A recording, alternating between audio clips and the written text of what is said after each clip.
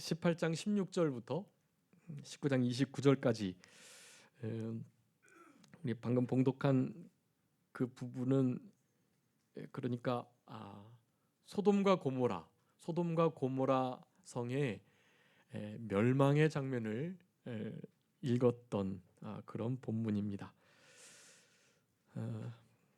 우리가 지금 이제 구속사적 관점을 가지고 성경 말씀을 그렇게 보고 있는데요. 사실은 지금 읽지 않았던 16장부터 17장 그리고 18장 초반부에 사실은 참 중요한 신앙적 교리들이 많이 있는 그런 장입니다. 그런데 오늘 본문에서도 잠깐 다루겠지만 이 구속이라는 단어, 이 단어 자체에 구원과 복받음이 포함되어 있는데 그 구원과 복받음은 한편으로 하나님의 준엄하신 진노와 저주, 형벌을 그렇게 심판을 같이 내포하고 있다라는 것입니다. 오늘 본문은 그 심판의 부분을 강하게 강조하는 본문입니다. 그 전에 있는 좀 우리 그러니까 16장에서는 이스마엘이 출생하는 장면인데요. 그러니까 애굽 몸종인 하갈을 통해서 이스마엘이라는 아브라함의 후손이 나는 거예요. 지금 알고 계시는 것처럼 바로 그 이스마엘 자손이 이스라엘 현재 나라와 가장 큰 갈등을 빚고 있는 바로 그들인 것입니다. 이제 야곱의 쌍둥이 형님인 에서, 에돔 족속들도 역시 마찬가지의 길을 걷고 있고, 또 아브라함의 조카 롯의 자녀들 또한, 롯의 자녀들이 누구죠? 모압과 암몬. 롯의 두 딸이 자기 아버지와 관계를 해서 낳은 아들들의 후손들이 모압과 암몬입니다. 모압, 암몬, 에돔 이런 이들이 이스라엘 백성들을 그렇게 힘들게 하고 가시노릇했었고, 이제 16장에 나타난 아브라함의 이삭의 배가 다른 형님 그 이스마엘이라는 존재가 얼마나 지금 이스라엘 나라를 힘들게 하고 있는지를 생각해 볼 때 그 16장은 세상 죄에 빠지게 되는, 그러니까 우리 사라라는 이름을 받기 전에 너무 불신앙의 상태, 자기 경수가 끊어졌으니 하나님께서 약속하신 내 아브라함의 몸에서 자녀가 날 것이라는 그 약속이 이제 더 이상 불가능해졌다고 생각을 했던 것이에요. 그리고 우리 아브라함도 아내의 말을 듣고 자신의 연약함이 드러나서 아내의 말대로 그저 하갈에게 그렇게 들어가는 그와 같은 일을 했던 것입니다. 그것도 사실은 불신앙의 모습이라고 할 수가 있겠습니다. 하갈은 첩으로서 그저 그렇게 후손을, 정식 후손은 아니겠지만 후손을 이으면 좀 겸손하게 잘 섬겨야 되는데 교만한 태도를 가지고 우리 사례를 함부로 대하는 일들 때문에 이 사례도 아브라함도 하갈도 다 타락하고 또 인간의 연약성을 드러낸 그와 같은 장면이 16장에 이렇게 나타나고, 그들 중에서도 하여간 하나님께서는 아브라함과 그의 혈통을 사랑하셔서 이제 할례를 베풀음을 통해서 새 이름을 허락하시고 약속을 새롭게 하시는 그런 역사를 베풀어 주시는 것입니다. 17장에 있는 그 할례장이 참 중요한 장인데, 아브라함이 99세 때 할례를 받았고 아브라함의 그 첫째 아들이었던 이스마엘이 13살 때 그렇게 할례를 받게 되었던 사건을 그렇게 기록하고 있습니다. 그러면서 이제 18장에서 우리 아브라함이 손님을 대접하는 그 손님 3명을 대접했는데 그 중에 1명은 하나님이셨고 2명은 천사들이었습니다. 사람의 모습으로 현현하셔가지고 하나님과 천사가 소돔과 고모라를 비롯해서, 물론 이제 아브라함에게 이제 1년 이후에 아이가 생기겠다는 아주 복된 소식을 전함과 동시에 롯이 거하고 있는 그 소돔성 고모라 성에 하나님의 저주를 내리시기 위하여 오신 것에 대해서 그렇게 말씀을 하면서 그와 같은 천사와 하나님을 부지중에 영접한 그런 손님 대접하기를 힘써야 할 것에 대한 말씀을 그 18장 15절까지 우리들에게 교훈해 주고 계시는 것입니다. 그러면서 이제 18장 16절부터 19장 26절 29절 우리가 읽은 데까지 소돔과 고모라가 멸망당하는 그 모든 모습을 아주 자세하게 기록해 두고 있습니다. 결론적으로 말씀드리면 그와 같은 소돔과 고모라의 심판의 모습을 그 윗절에 말씀 16장, 17장, 18장 초반부에 말씀했던 그 복된 진리만큼 구속사적으로 아주 중요한 의미를 가지고 우리가 이번 한 해 동안 다루게 될 것이라는 것을 그렇게 말씀드릴 수가 있다. 그러니까 지금 이 시대는 하나님의 구속 역사 가운데 이제 그 마지막 때를 가고 있는 것인데 이 마지막 때는 당연히 하나님의 공의로우신 심판, 준엄하시고 그리고 언제 이루어질지 모를 그 의외성이 가득한 전혀 알 수 없는 그와 같은 심판의 때를 믿음으로 준비해야 할 것을 강하게 강조하는 그런 의미를 가지고 오늘 본문의 창세기 18장 16절부터 19장 26절의 말씀을 다루고 있다라고 할 수가 있겠습니다. 그래서 이미 17장에서 이제 할례를 받고 나서 새 이름을 받았습니다. 아브람은 아브라함으로, 또 사레는 사라로 그렇게 이름이 바뀌어 있고 할례를 받은 자로서 그 전주에는 우리가 아브라함이 믿음으로 말미암아 어떻게 됐다고요? 의롭게 되었다. 이신칭의. 아브라함이 할례 받기 전에 이루어진 일. 그리고 이제 아브라함이 최초로 할례를 행하고 그날 즉시로 행했다 그랬어요.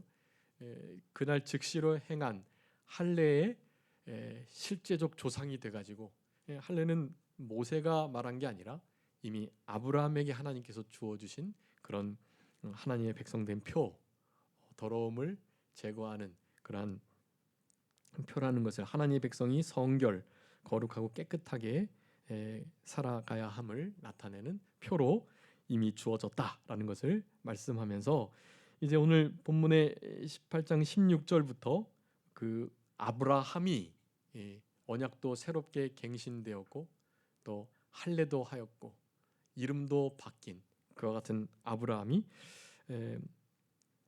이제 읽어서 함께 읽으신 것처럼 천사를 하나님을 잘 대접하고 아브라함에게 의도적으로 하나님과 천사가 접근을 한 거예요.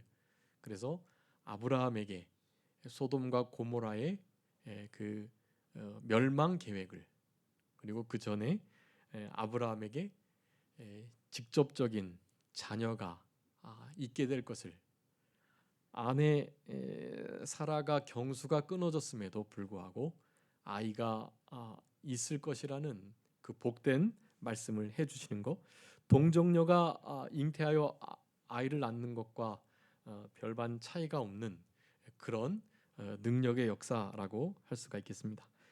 그러니까 여기서도 복된 소식과 또 소돔 고모라의 멸망의 소식이 함께 들려지는 다 그 구속과 복 그곳에는 양면이 있다. 구원 반대에는 심판이 있는 것이고 복 반대에는 화가 있는 것이고 그런 원리들을 우리들에게 알려주시고자 우리 아브라함을 찾아오신 것이다라고 할 수가 있겠습니다. 여기 소돔과 고모라 성경 전체에서 하여간 악의 대표적인 도시, 죄악된 도시 대명사로 쓰입니다. 소돔 고모라.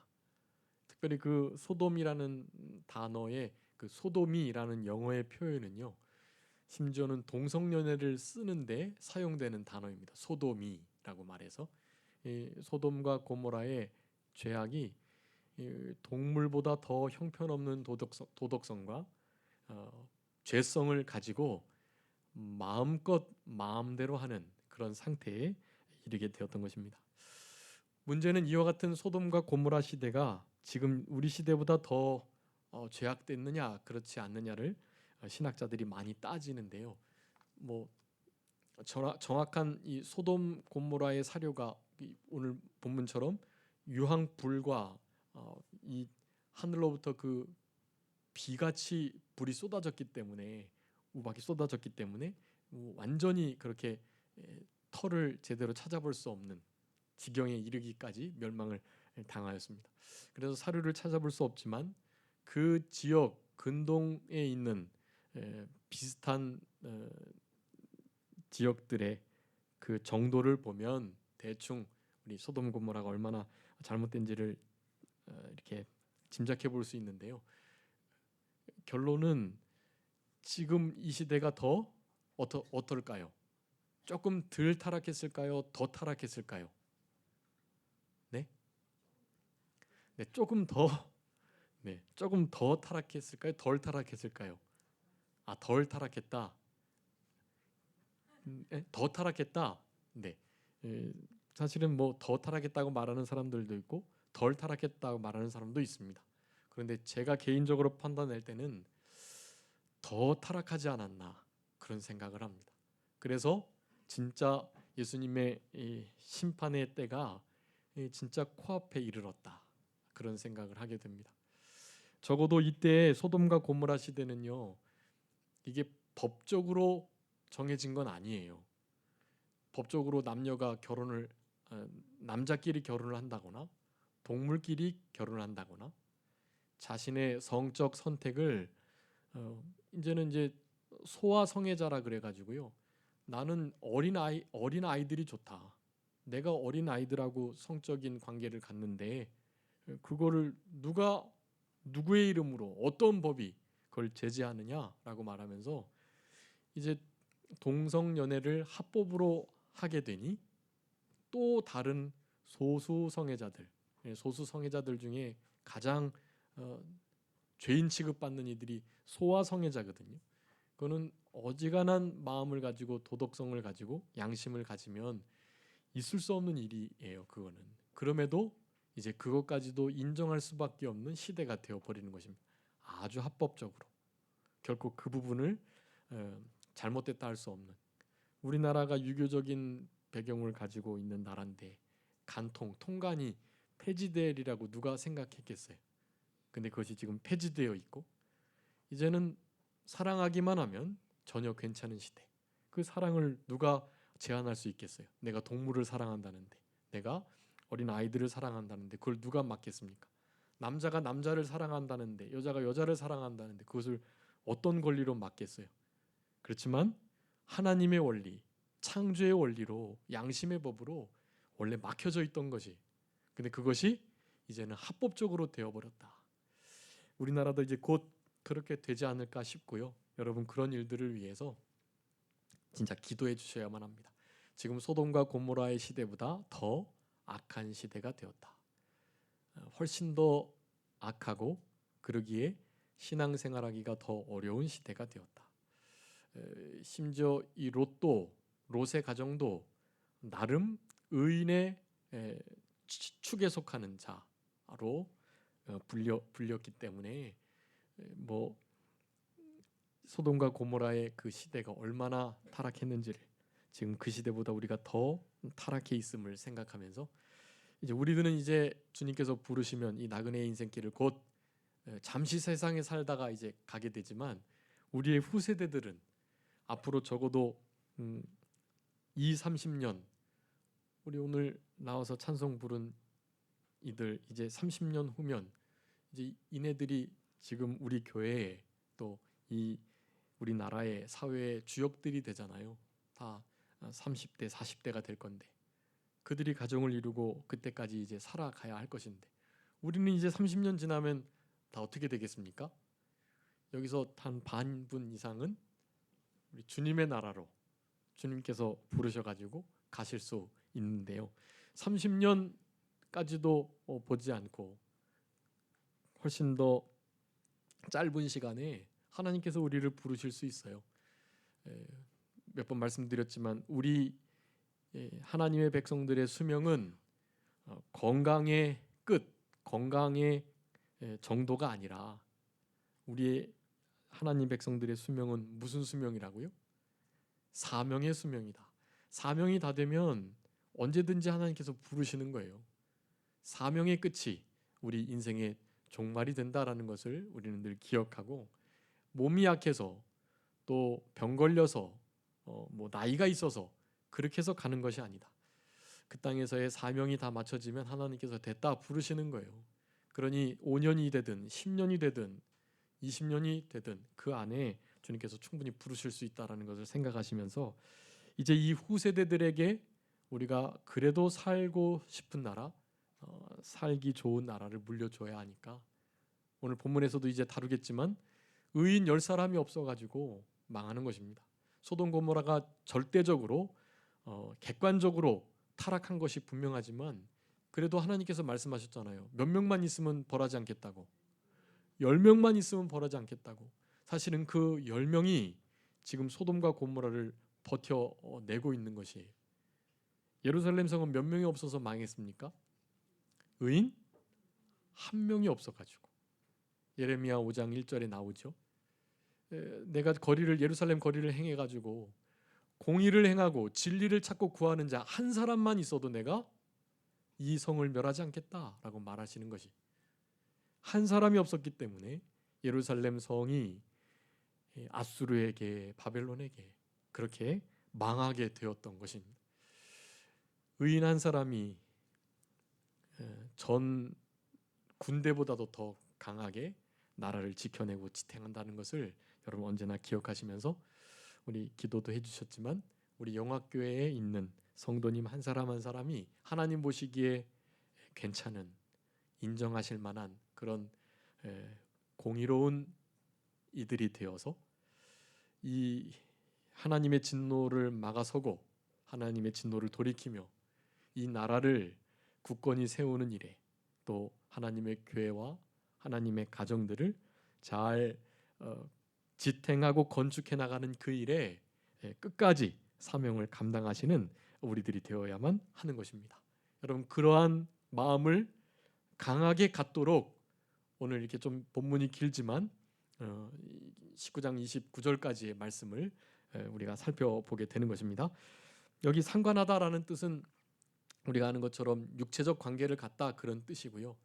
하나님의 천사를 범하려고 하는, 그래서 그것을 막으려고 하는 롯을 또한 해하려고 하는 그런 악한 시대, 소돔과 고모라의 모습이었다. 우리 18장 16절부터 21절까지 말씀을 통해서 우리들에게 우리 하나님의 진노의 뜻, 그리고 아브라함에게 자녀가 있을 것이라는 그 뜻을 알리시는 그와 같은 역사를 허락해 주십니다. 하나님의 뜻이 이렇게 늘 나타나고 또 알려주시는 일이 반드시 있거든요. 우리 아모스 3장 7절에 있는 것처럼 하나님의 종들에게 알리시지 않고 하나님은 일하시지 않으세요. 반드시 하나님의 사람들에게 그것을 알리십니다. 근데 그 하나님의 사람들이라고 일컬어지는 그 선지자들은 누가 되느냐? 뭐 교회 담임 목사가 하나님의 참된 하나님의 사람, 종이 되겠느냐? 그렇지 않고 하나님을 사랑하고 하나님을 두려워하는 자, 하나님을 경외하는 그 사람에게 하나님은 가까이 하시고 친밀히 하시며 그들에게 하나님의 언약의 말씀의 일들을 미리 예언적으로 말씀해 주신다라는 것을 우리가 기억해야 되겠습니다. 중요한 말씀이니까 한번 읽어보겠습니다. 시편 25편 14절 말씀입니다. 시편 25편 14절 읽어주세요.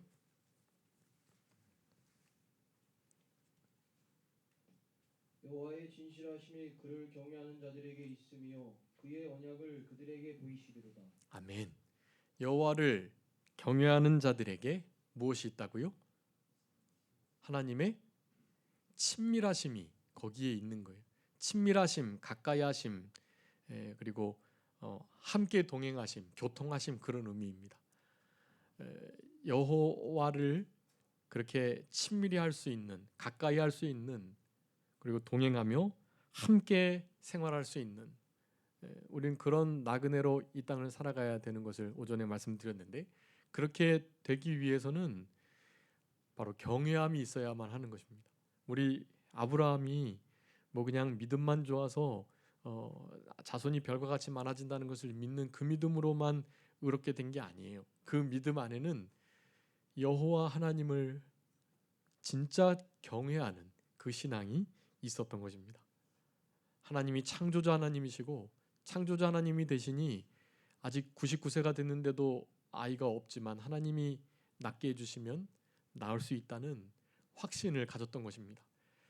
믿음이 없어 약속을 의심하지 않는 그런 신앙, 하나님을 경외하는 신앙이라고 할 수가 있겠습니다. 그 하나님을 경외하는 자에게 어떻게 해주신다고요? 언약을 보이시겠다라고 말씀하는 것입니다. 아브라함은 바로 그 신앙을, 그 믿음을 가지고 있었고, 그래서 하나님과 두 천사가 아브라함을 찾아오게 되었던 것입니다. 그러면서 강대한 나라가 될 것, 복을 받게 될 것, 그리고 자녀가 있게 될 것을 그렇게 말씀하셨습니다. 그와 같은 말씀과 함께 하나님의 진노가 그 소돔 지역에, 마침 조카 롯이 살고 있는 그 지역에 임하게 될 것을 또한 알려주셨습니다.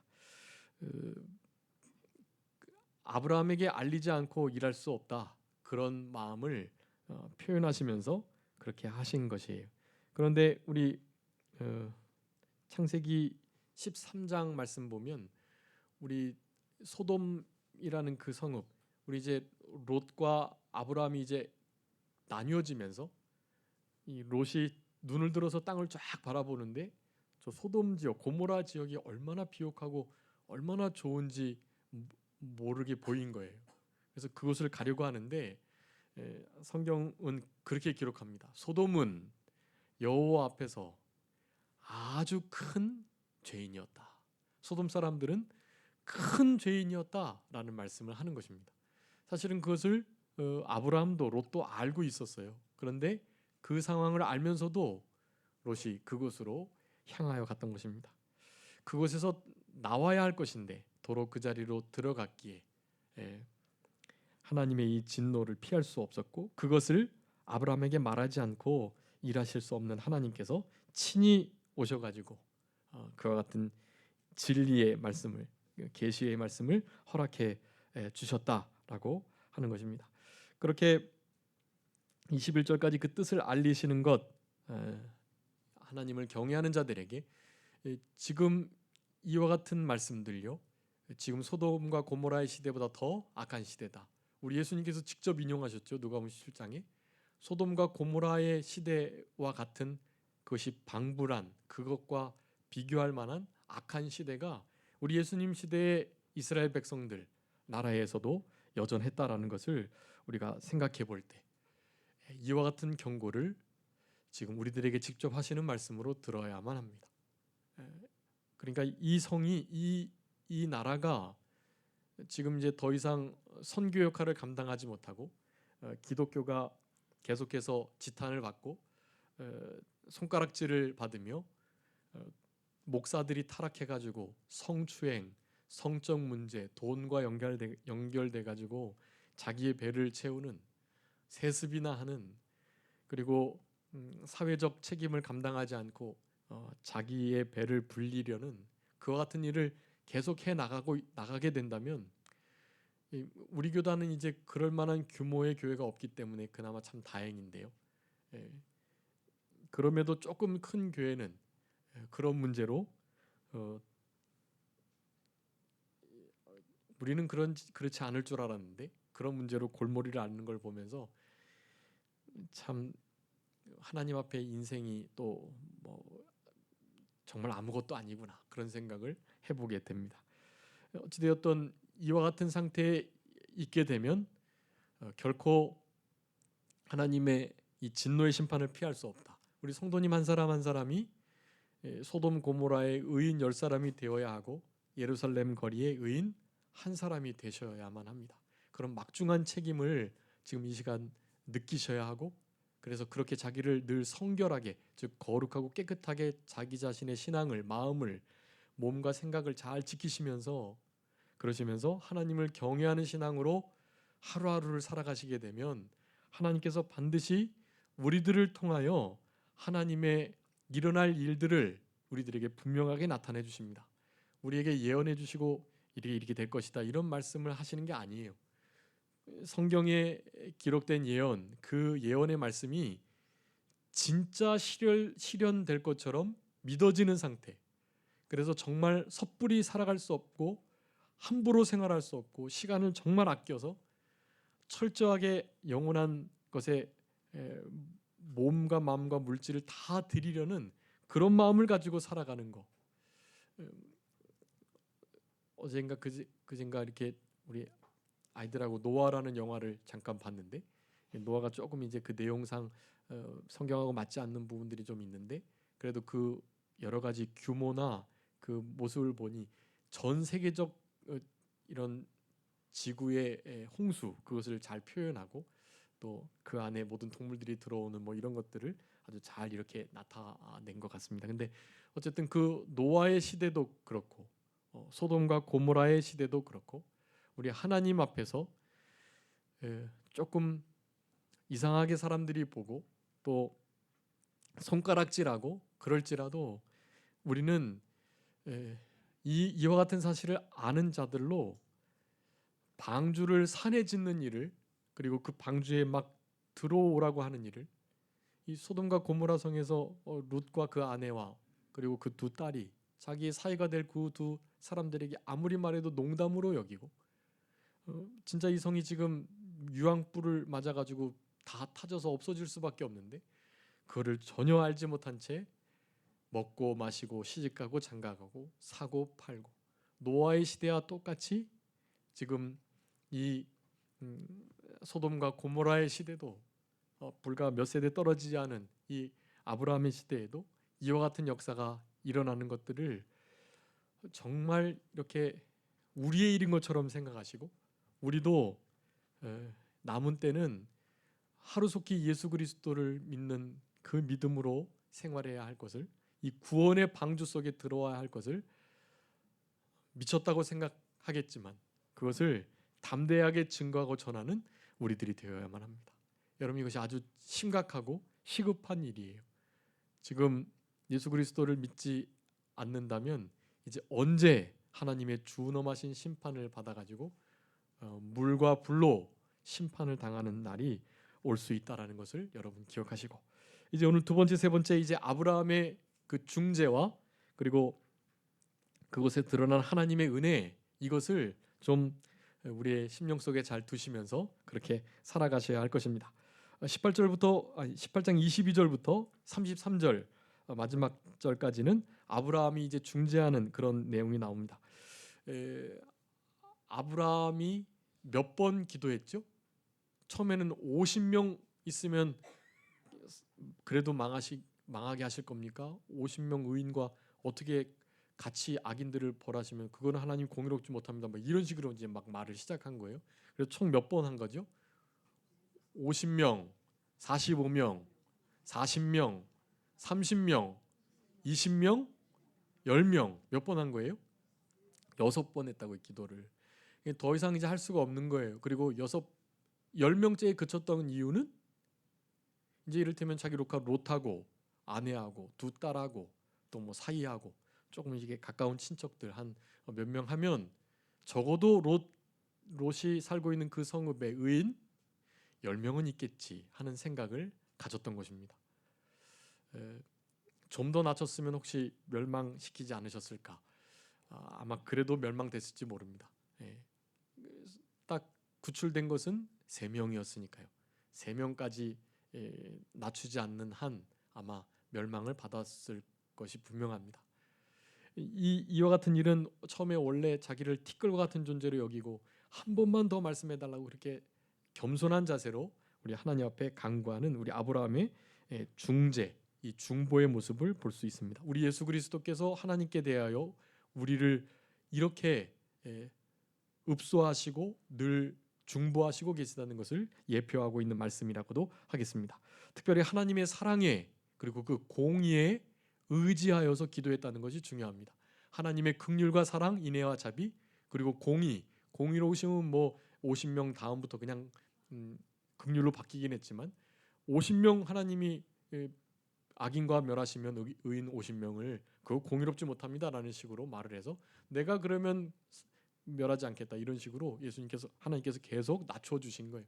하나님의 무한하신 자비를 나타내시는 그런 장면이라고도 하겠습니다. 문제는 의인 10명이 없어서 멸망을 한 것이냐, 소돔과 고모라가 멸망당할 만하고 악인들이 많아서 멸망한 것이냐, 이 두 가지가 중요합니다. 무엇이 큰 이유가 되겠습니까? 악인이 정말 많아서 어쩔 수 없이 멸망을 당한 거겠습니까? 의인 10명이 없어가지고 멸망을 당한 것이겠습니까? 의인 10명이 없어서 멸망당한 것입니다. 서론적으로 말씀드렸던 것처럼, 그러니 모든 멸망의 책임은 누구에게 있다? 의인에게 있는 거예요. 믿는 의인들에게 있는 것이에요. 나는 의인이니까 괜찮다, 그거 아니에요. 나뿐만 아니라 나의 가족들이, 나의 친척들이, 내가 알고 있는 자가 믿음으로 말미암는 의를 얻도록 우리가 복음을 전했어야만 하는 것이. 근데 그것을 못한 죄가 우리에게 있다라는 것입니다. 여러분, 책임은 의인에게 있는 거예요. 물론 하나님의 공의로운 면 앞에 세상이 죄악이 관영하기 때문에 하나님 그것을 보실 수 없어서 공의롭게 그것을 심판하실 수밖에 없어요. 그렇지만 세상이 그렇게 돌아가는 것이 아닙니다. 그 가운데 의인들이 살고 있고 의인들이 늘 중보하며 하나님 앞에 긍휼하심을, 불쌍히 여김을 구하면서 그 모든 악인들과 함께 지금 살아가고 있다라는 사실입니다. 그러니 모든 멸망의 책임, 일의 잘못되는 책임 다 자기 자신에게 있다라는 생각을 가지시고 남은 때를 살아가셔야 하고, 여러분, 우리나라가 만약에 망하게 된다면 누구 책임이겠습니까? 네, 우리 영화교회 책임이에요. 영화교회에 하나님 앞에 무릎 꿇고 기도하는 의인, 기도의 용사 의인이 10명이 없었기 때문인 것입니다. 한 명이 없었기 때문인 것을 아셔야 하는 것이, 그런 끈질긴 기도, 그리고 롯을 정말로 사랑하고 롯뿐만 아니라 그 성읍 사람들을 사랑하는 그런 우리 아브라함의 아주 귀한 기도의 모습을 본받고 특별히 겸손하게 기도했다. 그것이 중요합니다. 겸손하게 자신을 낮추고 하나님 앞에 감히 말할 수 없는 자임을 그렇게 하소연하면서 주님 앞에 중보하는 우리들이 되어야 하고, 아직도 구원의 방주에 들어오지 못한 이들을 향해서 심판을 내리시려고 하는 하나님을 우리가 이와 같은 아브라함의 마음을 가지고 진노를 막고 하나님 앞에 겸손하게 한 번만 더 시간을 주시고 한 번만 더 참아주시고 그렇게 간절하게 중보하시는 우리들이 되어야 할 것입니다. 소돔의 죄악이 너무나 명확하게 이제 19장에서 드러납니다. 거기 우리 읽어보셨지만 너무나 다 눈을 멀게 했는데도 문고리를 찾아가지고 문을 열고 들어가서 어떻게 한번 해보려는 마음을 가지고 있었던 그들이었습니다. 빛된 천사를 사탄의 세력이 만나면 어떻게 되겠습니까? 눈이 멀게 되는 것이, 여러분, 반드시 빛은 이길 수밖에 없습니다. 우리가 소돔과 고모라와 같은 성에, 그보다 더 타락한 이 시대를 우리가 살아가고 있지만 우리가 빛의 갑옷을 입고 빛의 자녀로 빛의 열매를 맺히며 착함과 의로움과 진실함, 우리의 선한 행위를 통해서 하나님께 영광을 믿지 않는 자들도 돌리려고 하는 그 빛과 소금 역할을 잘 감당하는 삶을 살아가면 반드시 어두움은 물러갈 수밖에 없고 그 시력을 잃고 더 이상 공격하지 못할 그와 같은 상태가 될 수 있다라는 것을 여러분 늘 기억하시고, 우리 심판이 너무나 두렵게 임한다, 그리고 언제 임할지 모른다라는 사실을 오늘 창세기 19장의 말씀을 통해서 늘 기억하시면서 하나님 앞에 큰 죄인이었던 소돔과 같은 하나님의 심판의 대상자가 되지 않도록, 우리 부지 중에 우리 롯도 그나마 경건했기 때문에 이 천사를 이렇게 영접할 수 있었던 것인데요. 우리가 이 땅을 살아가면서 우리들에게 맡겨주신 일들을 잘 감당함에 있어 가장 중요한 일은 진짜 누가 우리 주님이 또 천사가 될지 모르는, 그래서 손 대접하는 일을 잘하는 우리들이 되어야만 합니다. 그 가운데 하나님께서 우리를 살펴보시려고 온 하나님의 사람이 있을 수 있어요.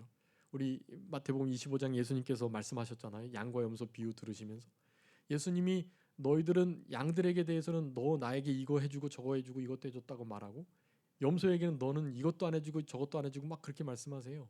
그런데 예수님에게 대해서 그렇게 하지 않은 적도 없고 한 적도 없는데 그렇게 말씀하시는 거예요. 그래서 예수님께서 분명히 말씀하십니다. 누구에게 한 것이 나에게 한 것이라고요?